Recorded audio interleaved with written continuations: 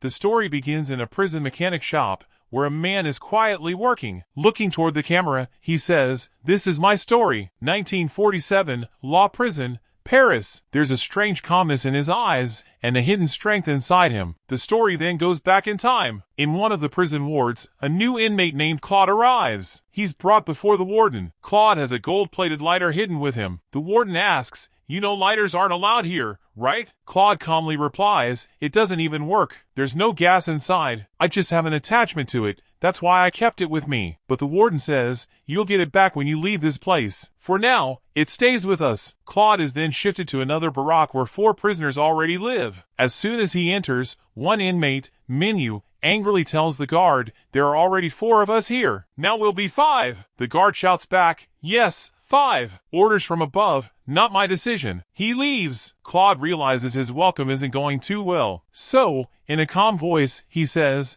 "I didn't come here by choice. My old cell is being repaired." His gentle tone slightly eases the tension. One by one, everyone introduces themselves: Vaseline, Roland, and Gio. Gio starts asking Claude weird questions. "Do you have a wife? Do you love me?" Claude smiles faintly and says, "Yes, I have a wife, but I'm in love with someone else." Everyone laughs. The atmosphere becomes lighter after that conversation. Soon after, a guard arrives with a stack of cardboard sheets. The prisoners are tasked with making cardboard boxes. Menu quickly spreads an old cloth under the sheets, and they all start working together. Later, food arrives from the kitchen, and they sit together to eat. Just then, a guard walks in and says to Claude, "You have a parcel." Claude leaves to collect it. As soon as he's gone, the other 4 start talking about him. They all kind of like Claude, but none of them trust him yet. The truth is, they are secretly planning to escape from prison, and they're unsure whether Claude should be included in their plan or not. Claude's parcel contains just a few food items,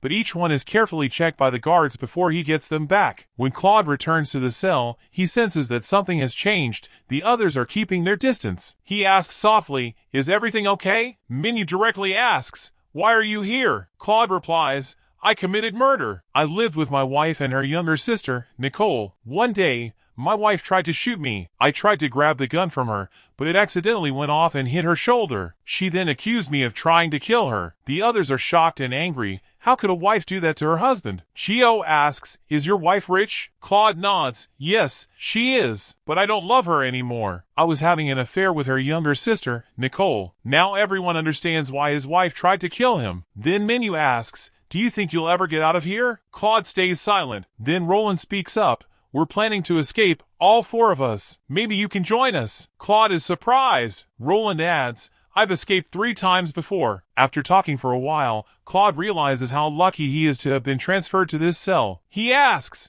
"Where are we escaping?" Roland calmly replies, "We'll wait till morning. It's too risky to work in the dark." Outside, there's a lot of noise coming from the prison yard. The 5 of them take it as a perfect opportunity to continue their plan. They decide that whenever there's noise from outside, they'll use it to dig a tunnel under the cardboard boxes, hiding their escape preparations from the guards. After the conversation, everyone went back to work as if nothing strange was happening. Everything seemed normal again. That night, Vaseline and Claude sat together, talking about life. Vaseline asked Claude about his personal life. Claude revealed that his childhood had been very difficult. His mother had died when he was just a small boy, and 5 years later, he lost his father in a car accident. Since then, he had grown up with his grandmother. While talking, the 2 eventually fell asleep. The next morning, Roland woke up first. A little later, the prison guards arrived and began unlocking all the cells to serve the prisoners their morning coffee. Roland served coffee to everyone in the cell, and the morning began as usual. After that,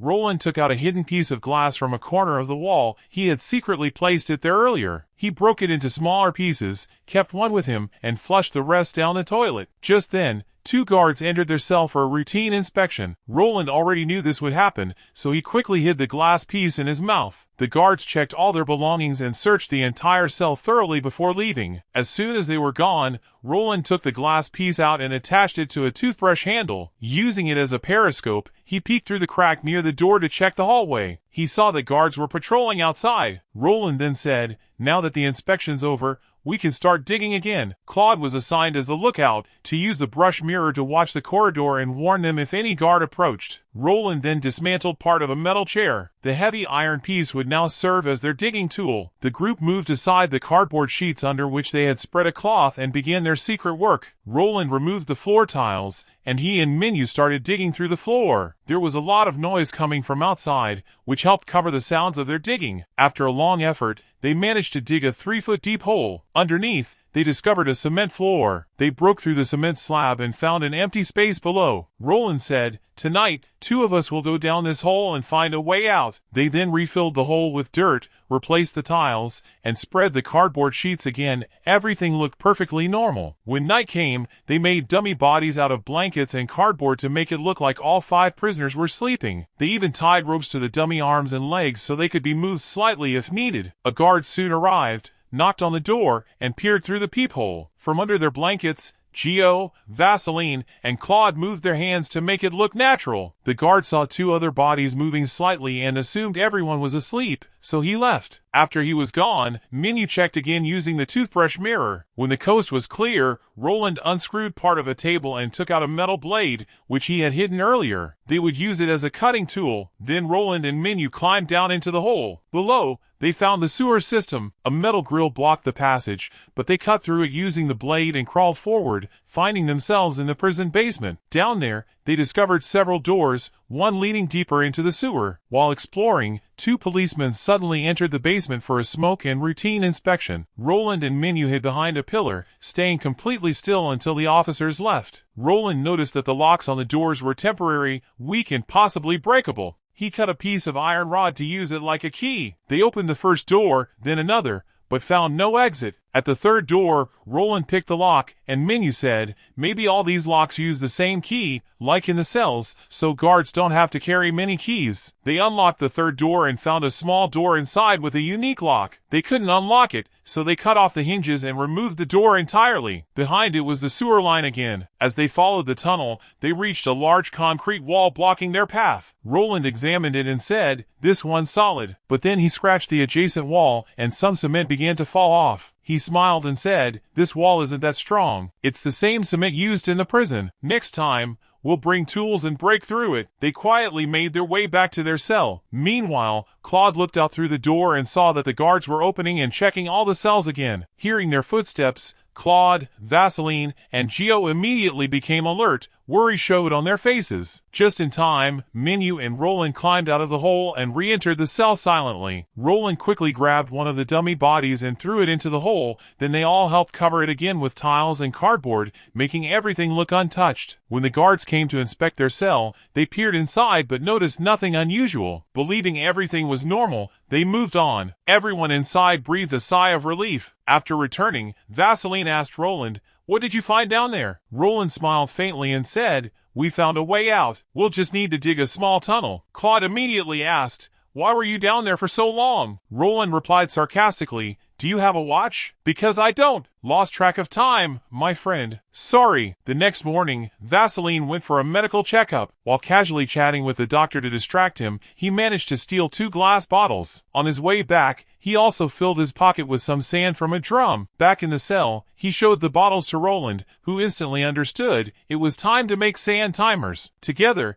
they built an hourglass that measured 30 minutes. Whenever the sand fell from the top to the bottom half, they would know 30 minutes had passed. That night, Roland and Minyu went down again and set the sand clock on a wooden plank near the tunnel entrance. They began breaking through the tunnel wall, carefully timing themselves. Their plan was simple. Every 30 minutes, they would return to the cell to make sure everything above remained safe and undetected. One day, when Claude and Minyu were working below in the tunnel, Roland and Gio stayed above. Gio then said quietly, "I don't want to escape from this prison with you." Roland was shocked. "What? Are you crazy? Why not?" Gio replied softly, "The last time I got caught, my mother went into deep shock. She's already sick. If I escape again, the police will go straight to her, and I can't put any more stress on her. What if that woman dies? What will I do then?" Roland understood what he meant. He had never forced anyone to do anything, and even today he just nodded silently. That night, Gio and Roland went down and started working in the tunnel again. Gio kept breaking the wall continuously. He said to Roland,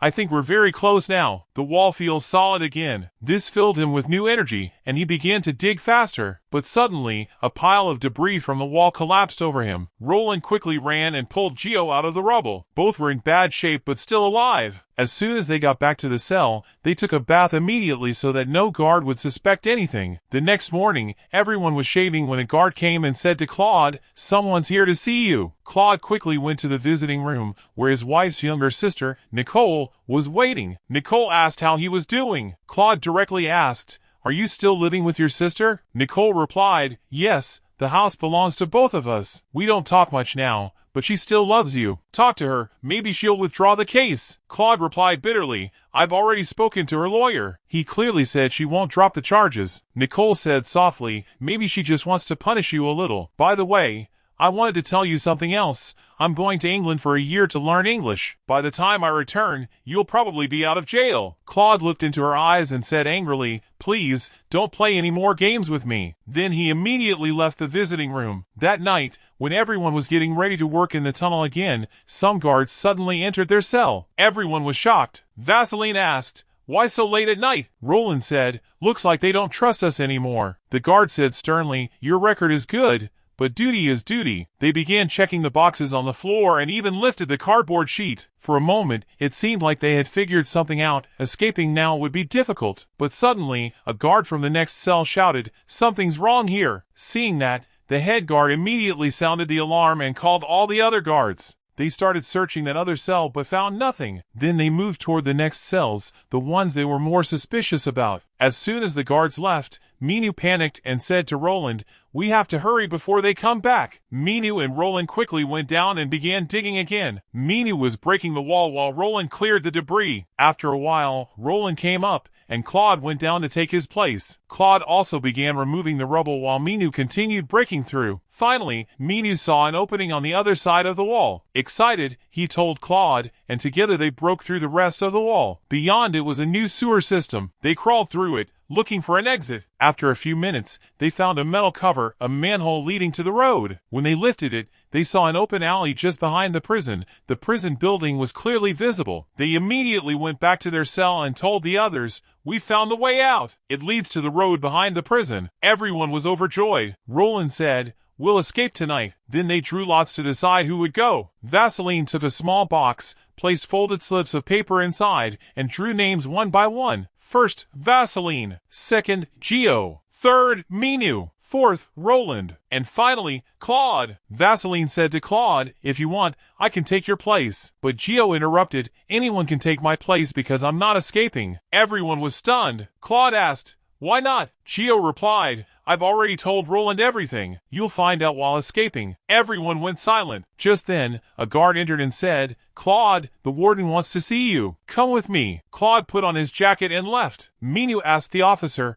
"Where are you taking him?" The officer replied coldly, "You don't need to know." Hearing this, everyone understood he was being taken to the warden. Fear began to spread among them. Claude was brought before the warden, who asked, "What are you in for?" Claude replied, "My wife accused me of trying to kill her with a gun. She brought the shotgun to shoot me, and it went off while I was trying to take it from her." The warden asked, "Why hasn't your wife dropped the charges yet?" Claude said, confused, "I don't know." The warden calmly said, "Your wife still loves you. She's dropped all the charges." Claude was shocked. He asked happily, "So, can I go now?" The warden said, "Your case might be finalized today or tomorrow. If everything goes well, you'll be free soon." But suddenly, Claude's happiness faded, because he was supposed to escape that very night with the others. The warden noticed his worry and asked, "Why do you look upset? You're about to be free, man." After a while, Claude returned to the cell, but his face looked gloomy. He told everyone, "My wife has withdrawn all the charges." Vaseline immediately said, "So you're not escaping with us?" Claude replied, "No, I'll still go with you. My life could be better out there. If the case isn't dropped officially, I'll have to serve 5 more years. And if I don't appear in court, the case might even get dismissed." Everyone relaxed a little, but Minu still had doubts. He asked sharply, "You were with the warden for 2 hours, and that's all that happened?" Claude shouted angrily, "I've treated you like a friend, and you still don't trust me?" Hearing that, everyone trusted him again. Minu even apologized for his suspicion. Night came. They were all ready to escape. Gio stood near the door, keeping watch. They removed the cardboard sheet, and Gio peeked outside. Everything looked clear, but as soon as he pushed the glass, there was an entire squad of guards waiting outside. Gio shouted, "Minu! Guards are outside!" Everyone immediately understood their plan had failed, and the reason was Claude. Everyone's anger turned toward him. Claude screamed, "I didn't mean for this to happen." Minu pushed him in frustration, but by then, the guards had stormed into the cell. They separated Claude and lined the others up. One officer peered into the tunnel and saw their escape route. Under the warden's orders, Claude was locked up in another cell. The others stared at him with rage in their eyes, as if they wanted to kill him. Claude couldn't even look any of them in the eye. Without saying a word, he quietly stepped inside the new cell. The door closed, and the story ended there. So, what do you think? Was Claude right or wrong? Tell us in the comments. See you in the next video.